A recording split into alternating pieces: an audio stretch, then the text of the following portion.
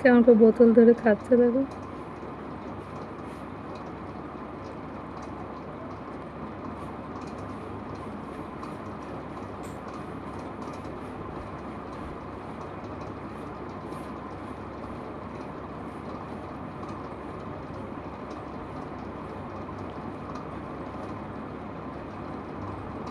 কিছু মানুষের সহযোগিতায় অ্যাটলিস্ট ও বেঁচে গেছে।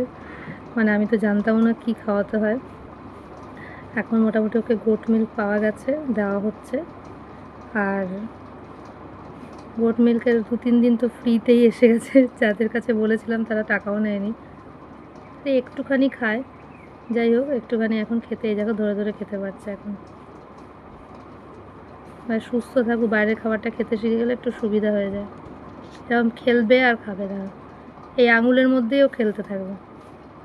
এই আঙুলের ডিগবাজি খাবে আর দেয় বোতল যদি দেখেছে, দেখো বোতল দেখবে তো, দেখো ওই দেখো এইবার ডিগবাজি খাবে। এই সারাক্ষণ এখানে ডিগবাজি খাবে আর দুধ খাবে।